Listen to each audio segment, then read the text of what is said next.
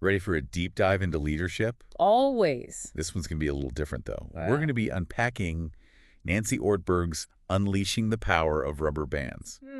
Interesting title. And trust me, it's not your typical business book. She was an executive pastor at Willow Creek. Okay. So right away, we're getting a perspective we don't normally see in leadership books. That's true. It's always good to get outside of the same old business world point of view. What do you think is so fascinating about how Ortberg uses this whole rubber band metaphor? It's clever. She uses it to illustrate like the really dynamic and sometimes, unpredictable Yeah. aspects of leading people. And it really does kind of set the stage for a fresh look at what makes leadership flourish. And flourish is the key word here. Absolutely. We're not just talking about surviving as a leader, Right.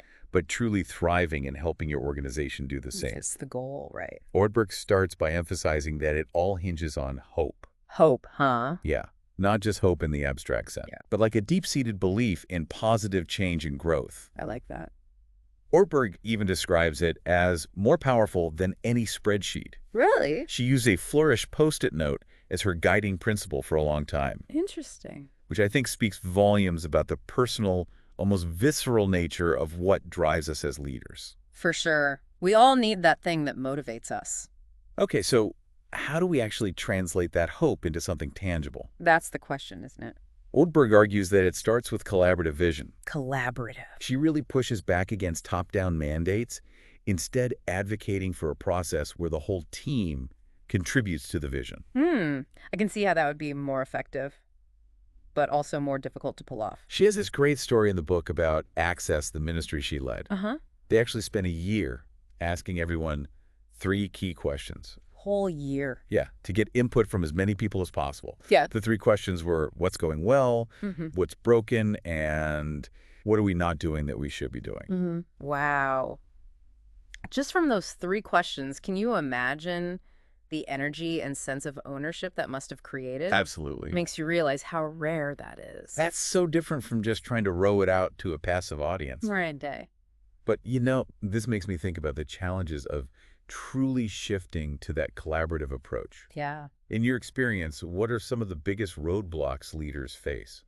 Well, one of the biggest hurdles is overcoming the fear of stone ships. Stone ships. It's a term Ortberg uses for those ideas that seem great on the surface. Yeah, I've seen those. But they have the potential to just totally sink the organization. Like they look really good from afar. But you get closer and they're a disaster. She's basically saying, think Titanic. Exactly. I love how she emphasizes open dialogue as the antidote to those stone ships. It makes sense. It's so tempting to just go with the exciting new idea. If we can honestly assess, the vision, the reality, and the strategy, Right. we're much less likely to hit those icebergs. Agreed. Ortberg even shares a personal story about how she wasn't the obvious choice to lead the youth ministry at her church. Really? Yeah, and she had to win over this skeptical team member named Steve, Oh, no. who didn't even want her at meetings initially. Yikes. But you can see how her commitment to collaboration really paid off. Yeah. Have you ever encountered a stone ship situation in your own experience as a leader? Maybe. Or maybe more like a near miss. I think we've all been there. It's so easy to get caught up in the excitement of a new idea without fully considering the potential pitfalls. That's true. But Ortberg reminds us that leadership isn't just about avoiding disasters. Right. It's also about recognizing and leveraging those defining moments that can really propel an organization forward. Definitely. Those moments when things shift. She contrasts these 2 very different experiences in the book. One is a really hyped-up worship concert that generated a lot of buzz, but didn't actually lead to any lasting change. And then the other is a talk by activist Shane Claiborne that sparked a real tangible shift in how the organization served the poor. Oh, wow. So it really highlights that difference between just temporary excitement Yeah. and true impact. And, that's what we're all looking for, right? For sure.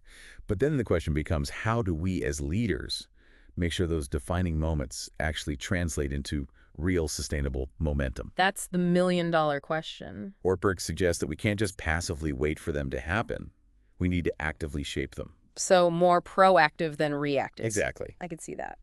Which brings us to the ever-present challenge of teamwork. Teamwork. Ortberg is so refreshingly honest. about that gap between all the talk about teamwork Oh, we know. and the reality of so many dysfunctional teams. Every team has its moments. She tells this funny story about a friend whose team actually prefers their Monday meetings to going to a movie. No way. Now, that's a high bar. It makes you wonder, what would it take to create that kind of engagement and enthusiasm on our own teams? That's what I was thinking. And then Ortberg poses this provocative question. If you have great people and a great environment, won't you get great work? It seems almost too simple, but is it really? Maybe we're overcomplicating things. Maybe we are. Another point Ortberg emphasizes is making sure people are in roles that truly align with their gifts. She's a big believer in finding the right fit, Yeah. and she's not afraid to make tough decisions to ensure that happens. She tells this story about a woman who was hired for operations but turned out to be an incredible writer. Ortberg actually helped her transition off the team Wow. because it was the best thing for both the woman and the organization. I see what she means. It's not always about holding on to people. Sometimes it's about letting them go to a place they can really thrive. And that takes courage as a leader. It does. Have you ever experienced being a bad fit in a role, either professionally or personally? Oh yeah, for sure. And looking back, it's so clear that I wasn't in the right spot. It can be incredibly frustrating and demotivating. Absolutely. And Ortberg reminds us that as leaders, we have a responsibility to help people find their right place, Even if it means letting them go. even if it's hard. And this kind of ties into what she sees as an implicit promise inherent in leadership, the promise of development. Development. She uses this great example of a graphic designer whose company invests in all the latest technology. Oh, cool. But he's not just excited about the new tools, he sees it as an investment in him. Makes sense. It's about creating an environment where people feel valued and empowered to grow. That raises a crucial question for all of us, though, right? Definitely. How are we fulfilling that promise of development for our teams? Right. What would it take to make our people feel that same excitement and drive to learn and grow? That's something to think about. And now, get ready for this, because Ortberg tackles the leadership challenge that might be the hardest of all, leading ourselves. Oh, yeah. That's a tough one. She doesn't shy away from the fact that we're often our own worst critics, Totally. I'm way harder on myself than anyone else. Like we can be our own toughest boss. For sure. But here's where it gets really interesting. Ortberg introduces this totally unexpected perspective, conflict as a spiritual formation practice. Wait, what? Conflict? Yeah, she sees it as a crucible for growth. And she's not talking about seeking out conflict for conflict's sake, Right. but about reframing those really tough moments as opportunities for transformation. Never thought of it that way. She shares this really vulnerable story about a conflict she had with another leader that she perceived as just bad and mean. I can relate to that. We've all worked with difficult people. But get this, that conflict ultimately led to growth for both of them.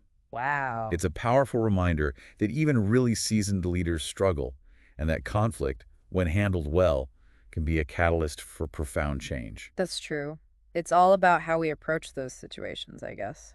What's really striking is that Ortberg actually challenges the assumption that a lack of conflict equals a healthy team. Oh, interesting. She argues that it can often signal much deeper problems. Think about it. What are you afraid of in terms of conflict? Ooh, good question. Is it holding your team back in some way? I'm going to have to think about that one. That's a question we all need to ask ourselves. Yeah. It's so easy to avoid conflict. But Ortberg suggests that embracing it strategically Okay. can be one of the most powerful tools for growth, both individually and collectively. I can see that. It's like we have this blind spot for all the good that can come out of conflict. Maybe we're so used to seeing it as a bad thing, but Ortberg really reframes it as a huge opportunity for growth. She even tells a story about her colleague, Steve, who called her out on her really boring meetings. Ouch. I know, right? Yeah. It could have been a super defensive moment, but instead she really listened and actually made some changes. So he gave her the gift of conflict. Exactly. And it led to positive change for everyone. That's great. It takes a lot of humility to admit that, especially as a leader. Definitely. It makes you realize that sometimes the best feedback comes from those people who are willing to challenge us directly. Even when it's hard to hear. Yeah, even if it's uncomfortable. But Ortberg doesn't stop at just handling conflict. She goes deeper into the whole idea of self-leadership. Self-leadership. What are your thoughts on that? Well, she really emphasizes the importance of staying connected to your own sense of hope, especially when things get tough. That makes sense. Remember that flourish post-it note? Yeah. Having that kind of personal anchor, something that really motivates you, can be super important for navigating all the ups and downs of leadership. It's like we have to lead ourselves before we can lead anyone else. That's a good way to put it. And a big part of leading yourself is being really honest about your own, shortcomings. Yeah. Being willing to learn and grow from mistakes. Mhm. Ortberg is a big advocate for what she calls autopsies, these really honest conversations about what went wrong. Not to dwell on the negative or anything, Okay. but just to really extract valuable lessons. To learn from them? Yeah, it's about creating a culture of transparency and always getting better. I like that. Ortberg says this vulnerability actually makes teams stronger because it builds trust and encourages people to take risks. That makes sense. When you know mistakes aren't going to be punished, you're more likely to try new things. Exactly. This makes me think about how Ortberg challenges the typical approach to vision. Oh, how so? She's not a fan of just slogans and posters. She believes that true vision is found in the stories of the people who are actually living it out. Living the vision. She uses this really powerful example of an agency working in a community that's been hit hard by violence. It's definitely not glamorous, but the staff's commitment to their vision is so clear in the stories of the people they're helping. Wow. It's a good reminder that vision isn't about catchy phrases. It's about real people and real impact. Definitely. So much of leadership is about connecting with people on that level. And she stresses that vision is a team sport. It's not something a leader just dreams up on their own. Right, it has to be shared. Getting the whole team involved in creating the vision is crucial for buy-in and momentum. It's the difference between, like, rowing it out to a passive audience Ugh, I hate that feeling. versus steering the energy of a team that's already completely on board and ready to go. It's such a powerful image, right? Yeah, it really highlights how important it is to get people involved right from the beginning. But, she also acknowledges the tension between vision and reality. Oh, for sure. Yeah. It's easy to get caught up in the ideal, We have to be honest about where we are. even if it's not pretty. Exactly. We can't just ignore the hard stuff if we want to create a plan to get to that desired future. I think that's one of the things that makes Ortberg's personal leadership journey so insightful. How so? She's so honest about her own struggles with conflict, especially early in her career. Like she admits to doing things like eye-rolling and behind-the-scenes criticism. It just shows that we all have that tendency to avoid confrontation sometimes. Definitely. It's way easier to complain to someone else than to have the conversation directly. But she learned from those experiences. Remember that story about Steve calling her out on her bad meetings? Mm-hmm. She could have gotten really defensive, Yeah. but she chose to listen and make changes. It takes a lot of courage to do that. It really does. And it shows how committed she is to growing as a leader. She even goes as far as to call conflict a spiritual formation practice. Wow, that's a different way to think about it. It's about using those tough moments as opportunities to really look at yourself. And see where you can grow. Exactly. To grow in empathy and understanding.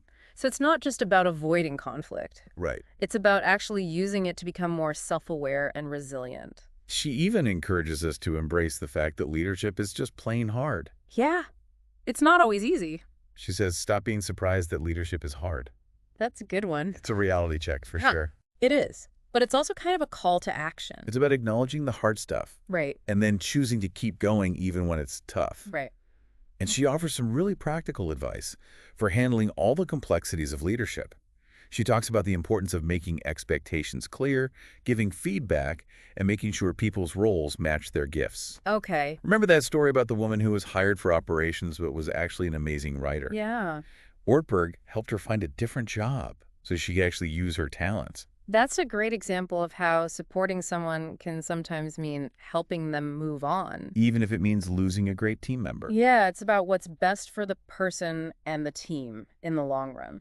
Ortberg also emphasizes paying attention to the individuals on our teams, really seeing their unique contributions and investing in their development. Recognizing their strengths. She tells this great story about a doctor who not only led his team really well during a medical emergency, but also took the time to learn about each team member's personal life, even the housekeeping staff. That's a powerful example. It shows how important it is to see people as whole individuals, not just workers. Ortberg challenges us to create a culture where everyone feels valued and empowered to do their best. That's a great goal. She even suggests that leaders should try to build teams that people actually look forward to being a part of, more than going to a movie. Now that's saying something. It's about making work a place where people feel connected and supported. And inspired to do great things together. Absolutely. It's not always easy to get there, but it's worth it. And Ortberg talks about the importance of perseverance, patience, and endurance, especially when you're trying to create change. Right. Change is never easy. She describes these three phases of change, adjustment, movement, and initiative. And she says that if you try to rush the process, What happens? you're going to run into a lot of resistance. That makes sense. People need time to adjust to new things. And ultimately, it can just backfire and undermine all the good you're trying to do. So it's about recognizing that change takes time. You can't force it. And it takes a willingness to work through all those inevitable bumps in the road. That's where humility comes in. Being willing to admit when you've messed up Mm. and then figure out how to do better next time. It's all about learning from experience. And that's where those autopsies come in again. Remember those honest conversations we talked about? Yeah. Ortberg encourages us to do these autopsies after something goes wrong. Okay. Not to beat ourselves up, Right. but to really understand what happened and how to avoid making the same mistake twice. To get to the root of the problem. It's about creating a culture where people feel safe taking risks, knowing that it's okay to make mistakes as long as you learn from them. That's a great environment to foster. And that sense of safety is super important for encouraging people to be open and honest. This spits your minds. Ortberg really highlights the importance of dealing with conflict directly instead of letting it just simmer under the surface. Which can be hard. Sometimes it feels easier to just avoid it. It can, but she encourages leaders to create an environment where people feel comfortable talking about their disagreements. Respectfully, of course. Of course. Remember that story about the team member who called Ortberg out about her meetings? Yeah, that was a brave thing to do. It was a tough conversation, but it led to some great changes for everyone. It's a good reminder that sometimes the most valuable feedback can come from the people who are willing to challenge us, even when it's tough.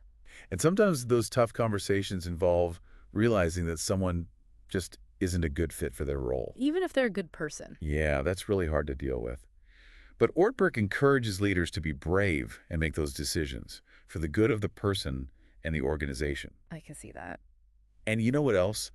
She pushes back on this idea that a lack of conflict means a team is healthy. Really? I would think that's a good thing. A lot of people do. But she argues that no conflict can actually point to much bigger problems. Like what? Things like people being afraid to speak up Okay. or a lack of trust in the team. That makes sense. If people don't feel safe, they're not going to rock the boat. Yeah, exactly. So it's about creating an environment where people feel safe to share their opinions, even if it means some tough conversations. And Ortberg believes that conflict, when it's handled well, can actually be a really good thing. It can lead to better understanding, more creativity, and growth for everyone. And a lot of that comes back to how well we're nurturing the vision for our organization. Vision. It's a word we hear a lot, but it's easy to lose sight of in the day-to-day. It is. Ortberg has some good advice for keeping the vision alive.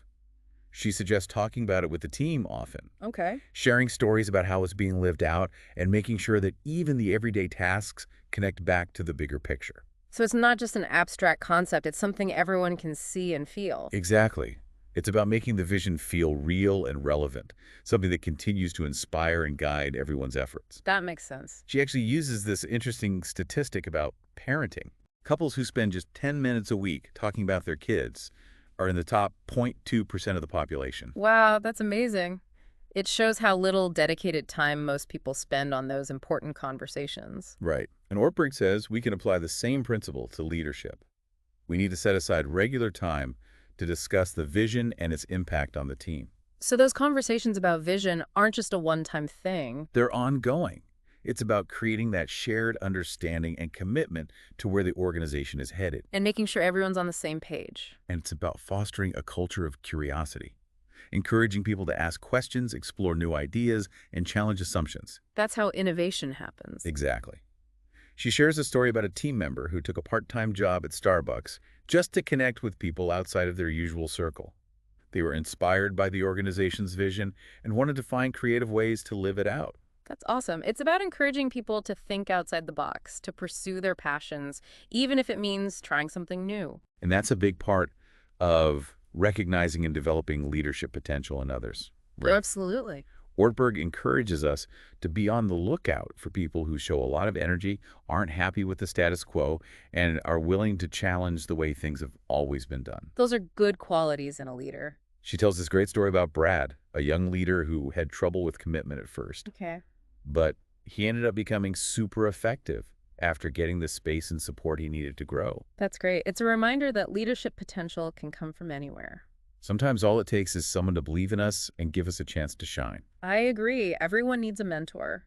But as we're nurturing that potential in others, we also have to be mindful of our own leadership approach, finding that balance between urgency and patience.